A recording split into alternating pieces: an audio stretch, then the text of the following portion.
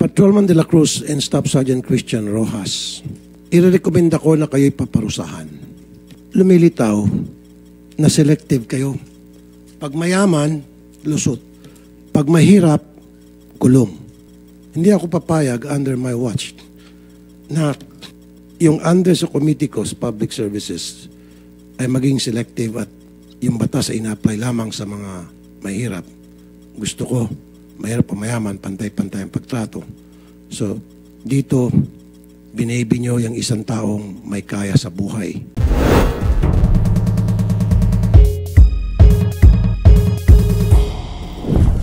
Anyan na si Patrolman de la Cruz na Makati PNP. Patrolman, magandang tanghali po sa inyo. Huwag kayong matakot, Patrolman. Madali lang itong tanong ko sa iyo. Si Christian Rojas. Staff Sergeant, Police Staff Sergeant Rojas. Yes, sir. Staff Sergeant Rojas po. Thank you po, Sarge. At kasama rin si Patrolman de la Cruz. Kayong dalawa. Ikaw muna, first come, first serve, Staff Sergeant Rojas. Nung dumating ka doon sa busway na merong lasing na driver, itong si De Vera, at alam niyo po na siya ay lasing, bakit hindi niyo po dinala sa presinto para kasuhan ng anti-drug? Pero bago niyan, aware ka ba na meron tayong anti-drug, anti-drunk and drug driving law? Alam niyo po? Meron tayong ganun batas? Hindi po masyado aware, sir. Hindi masyado. When you say hindi masyado,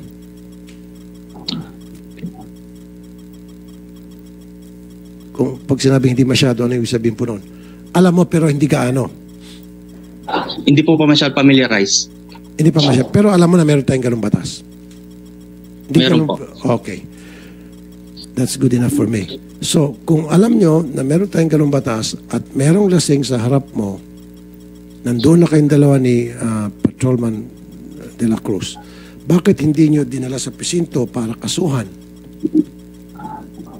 ng RA 658? Go ahead po. Yes, sir. Yes, sir.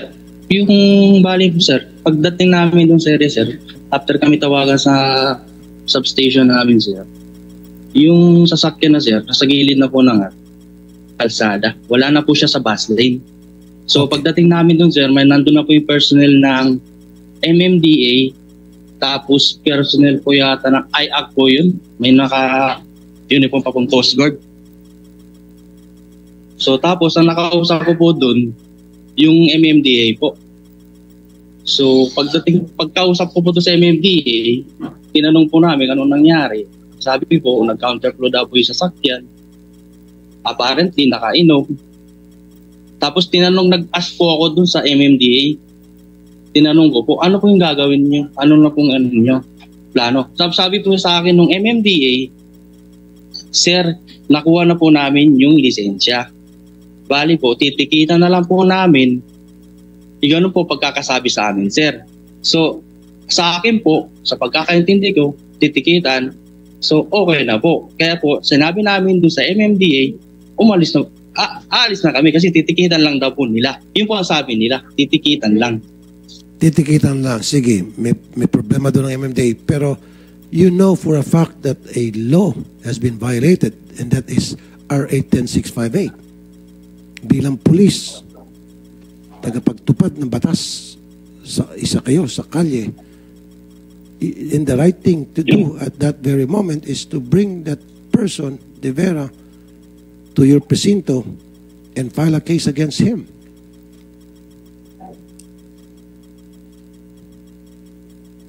Diba? Dapat, sir, ang magiging arresting po talaga kung sakaling ganun po.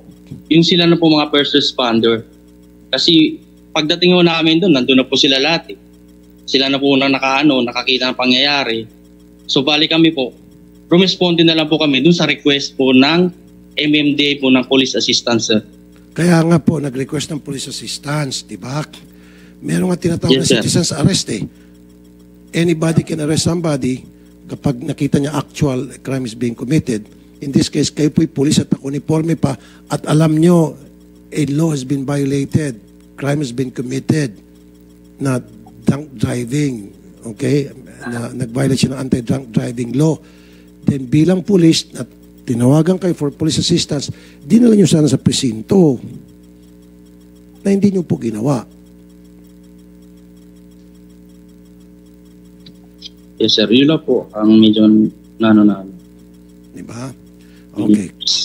So yun ang pagkakamali nyo, pagkukulang. Alright, salamat sa pag-amin. Patrolman de la Cruz, sir, magandang hapon. Magandang umaga po. Magandang umaga. Patrolman de la Cruz, sir. Ano po yung gusto nyo sabihin naman? Yung side nyo naman po, sir, Patrolman. Bali, ganun lang din po, sir. Tinawagan po kami para hingi po ng police assistance yung MMDA po na naka one-way daw po yung sasakyan at ayaw ibigay yung license. Yun po ang tawag sa amin. Kaya po nagpunta po kami doon, dinispatch po kami ng desk officer namin. Tapos pagdating po namin doon, katulad po ng sinabi ni PSSG Rojas, pagbaba namin, sinabihan po kami ng MMDA na okay na, sir. Binigay na po yung license na sabi po sila na bahala, titikita na lang po nila. Then sabi, sir, okay na daw po. Okay.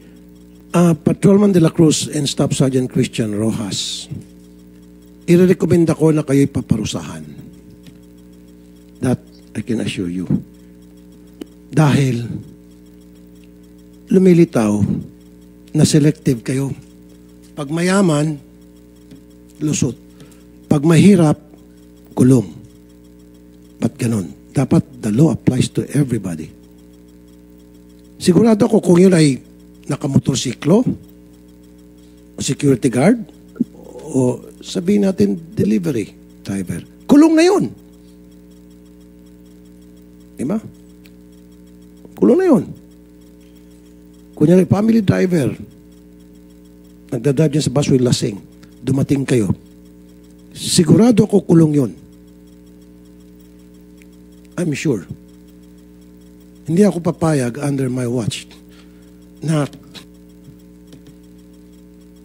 yung under sa committee ko sa public services ay maging selective at yung batas ay ina-apply lamang sa mga mahirap. Gusto ko, mahirap o mayaman, pantay-pantay ang pagtrato. So, dito, binaby nyo yung isang taong may kaya sa buhay. At hindi kayo naging patas. Hindi nyo ginawa yung inyong tungkulin ng tama. Therefore, I would recommend na kayong dalawa ay masususpindi rin. Ano pong reaksyon nyo?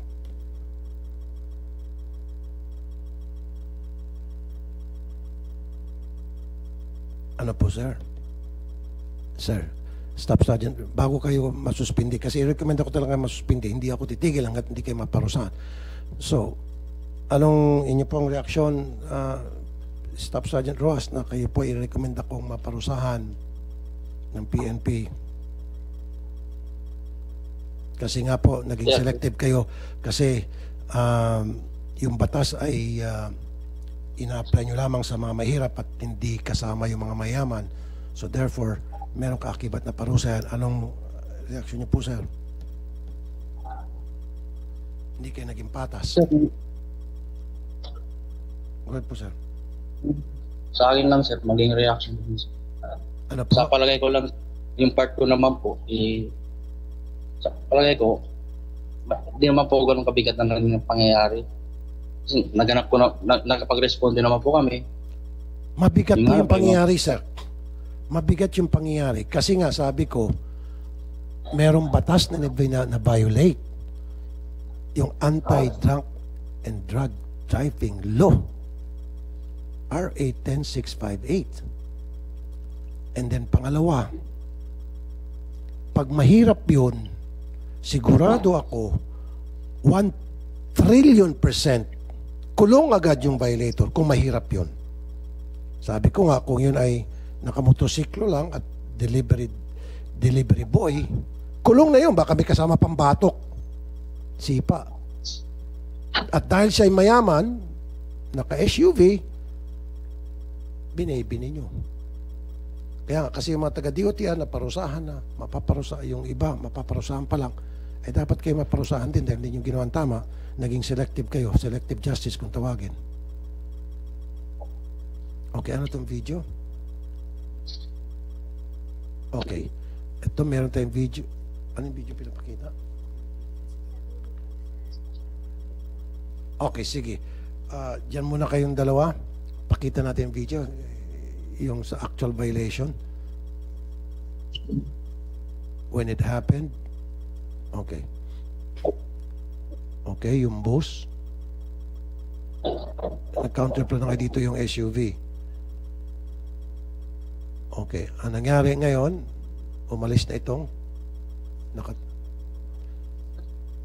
nakatakas. Nagpark sa sidewalk and then okay. It's okay. So, Patrolman De La Cruz and Staff Sergeant Rojas, tulad ng sinabi ko, kayo po ipapasuspindi ko rin. Dahil hindi kayo naging patas. Hindi nyo ginawa yung tama. Parang ina-apply nyo lang yung batas sa mga mahirap, pag mayaman, lusot. And I don't like that. And it will serve as a lesson to you, and not only to you and to everybody, sa lahat ng mga pulis, na dapat patas kayo. Huwag kayo matakot. Porket mayaman, takot kayo. Pag mahirap, hindi kayo takot. Pag ginagawa nyo yung trabaho, wala dapat kayong katakutan. Gumagawa kayo ng tama, kahit saan makarating, yung katotohanan ay lilitaw at nandito rin ako para sumuporta sa inyo. Alam niyo naman yan, di ba? Galit ako sa mga pulis na mga abusado, pero ako naman ay natutuwa at marami na nga ako na nabigyan ng recommendation ng mga pulis na gumagawa ng tama. Okay? Gets niyo po? So, sige po. Ano pong reaksyon niyo ulit? Hindi na maputo tayo. Staff Sergeant Rojas, reaksyon niyo na kayo po ipapasuspindi ko o masususpindi na. Si Patrolman De La Cruz, tumataas na kamay. Sige, Patrolman, anong reaksyon mo na ikaw ay dapat masuspindi? Sir, good morning po ulit. Sir, una kasi po, sabihin ko lang po yung part ko. Kasi po, sir, ang nauna pong first responder doon is si MMDA, tsaka po yung mga ISAC po ata yun. Sir, dapat po, pwede naman po silang mga aresto. Dapat po sila po ang unang naging first responder doon. Sila po ang umaresto po doon, sir. Tapos turnover po sa amin sa police station po. Pero hindi naman po nila ginanon yun. Kasi sir, hindi naman pwede kami ang unang umaresto po doon. Kasi po, hindi naman po wala naman po kami knowledge sa nangyari na yun. Kasi po, hindi naman po kami ang first responder. Oo nga po, sir. Pero kayo po ay tinawagan for police assistance. Ang tawag lang po naman sa amin, sir, police assistance. Nag-one way po, sir. Correct. Tapos ayaw po driver license. Correct. Kaya nga po. Kaya nga po, tinawagan kayo po. Wala naman po sinabi sa amin, sir, na ganun. Exactly. Sa tawag po. Yes, walang sinabi. Okay, nandun na po ako. Pero nung pagdating niyo po doon, dahil tinawagan kayo for police assistance, pagdating niyo doon, na-determine ninyo na lasing, kayo na mismo ang nag-decide upon the two of you na dalhin natin ito sa presinto, ipasobriety test natin at pag nag-fail to at amoy alak naman talaga, pasuray-suray, nag-one way, the fact na sandali na sir, the fact na hindi po namin alam na lasing po siya. Wala naman po sinabi ang MMDA. Ang tawag lang po talaga sa amin is counterflow. Nanghihingi ng police assistance. Ayaw po ibigay yung license. Hindi po namin alam na nakainom, sir. okay. Kaya po wala naman po kami. Okay, sandali lang po. MMDA, Attorney Artes. Our personnel here who's present at the time, Your Honor, will testify na totoo po yon na kaya kami tumawag na assistance dahil ayaw pong ibigay yung lisensya. Pero nung dumating po yung dalawang PNP personnel, in-inform po sila na amoy alak. Yun pong yung pong driver. So na-informahan. In-inform po sila. And yung pong sinasabi po ng ating resource person from PNP na dapat kami nag-aresto, hanggang traffic violations lang naman po kami. Wala po kaming police enforcement power para mag-aresto. In fact, ang protocol po namin, pag po merong kaming na-apprehend na nagmamaneho for traffic violation, ay tumatawag po kami talaga ng police para po arestuhin. Ang ginagawa po namin, iimpindihin namin yung tao hanggang sa dumating yung police para po maaresto. Tapos po, yung sasakyan po pinatotow namin para hindi na po magmaneho yung lasing na pasahero. Ganun po yung protocol namin. And in this instance, in-inform po yung dalawang PNP na amoy alak yung pong driver. At again, hindi po kami kasi deputized at hindi naman po kami trained to do field sobriety test. Kung hindi, yung amoy alak lang po ang pwedeng i-determine ng aming mga enforcers, Your Honor. Okay. Yun pala, na-impormahan po kayo, Patrolman De La Cruz at Staff Sergeant Christian Rojas. Pero wala po sa aming inimpormang amoy alak po yung wala pong sinabi sa MMDA po, yung personnel po nila. So, ibig sabihin, nagsisinungaling ang MMDA? Nagsasabi lang po ako, sir, ng totoo na wala po talaga silang sinabing nakainom. Yun lang po talaga, naka one way daw po. At ayaw ibigay yung license. Kaya po pagdating namin nun, sir, sobrang saglit lang din po namin. Gawa po ng pagbaba namin. Sabi po ng MMD, hindi ko lang po nakuha yung yung pangalan po. Sabi niya, sir, okay na, binigay na yung license. Titikita na lang namin. Kaya hindi naman po namin alam na nakainom kasi hindi na po kami nalapit po sa nag-one way po kasi po andun pa rin siya sa kotse niya. Your Honor. Okay. Can we review the footage? Kanina po yung recording nitong session. Kanina po si PSSG Rojas admitted na na-inform sila na nakainom. That is correct.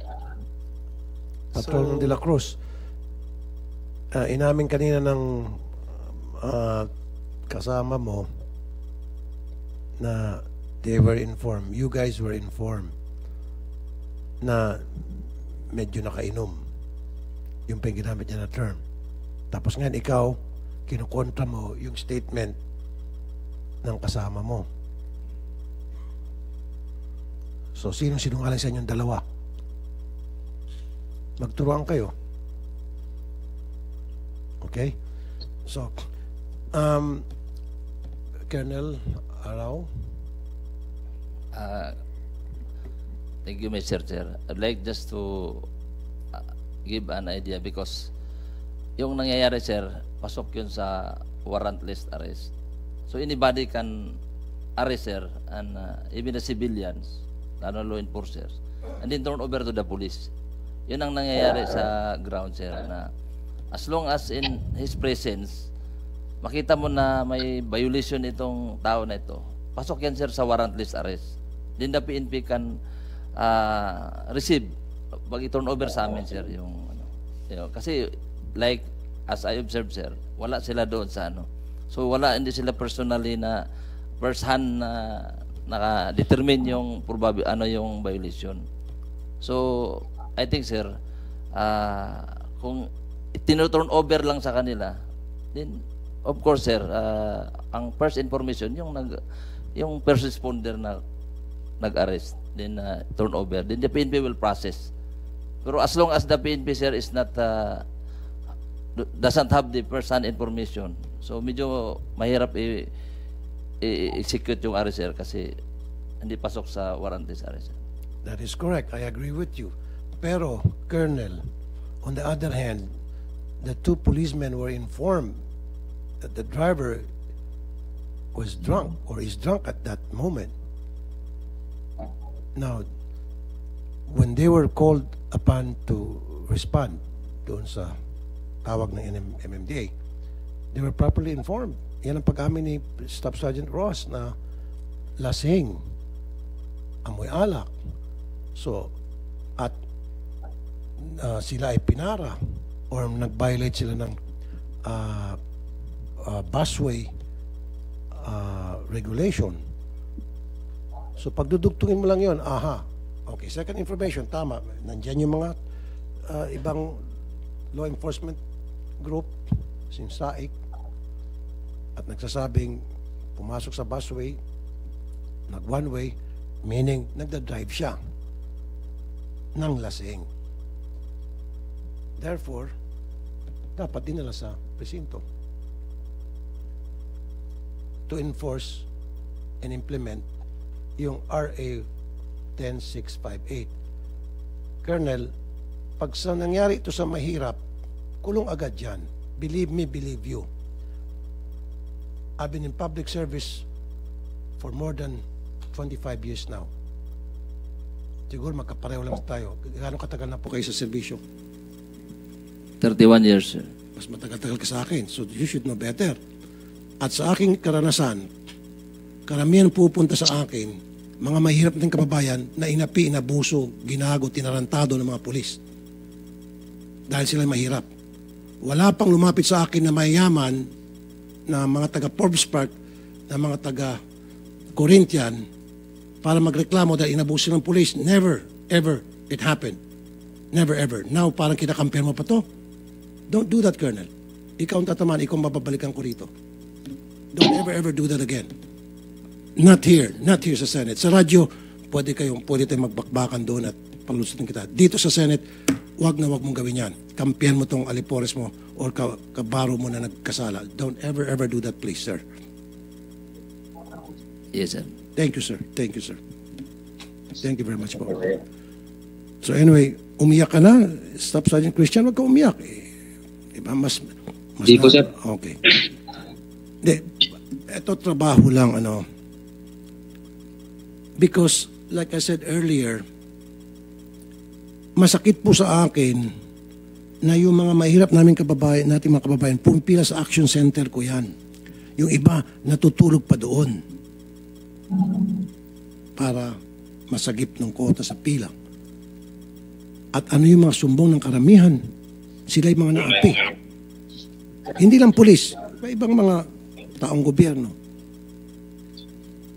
Wala pang pumila dyan na milyonaryo para ireklamo silang naabuso. Kaya uminit ang ulo ko rito ngayon dahil nakita ko na para bang yung batas ay ina-apply lamang para sa mga mahirap, pag mayaman, lusot. Yun po'y masakit sa kalooban ko. Sana po maunawaan nyo. Diba? At gusto ko lang po ipakita sa lahat na the law should apply to all. Hindi ho dapat tayo selective. Diba? Yung he was less in life should have more in law. Ibig sabihin, yung mga maliliit nating kababayan ay dapat magkaroon ng matibay na suporta mula sa ating batas. Yun naman po, sir.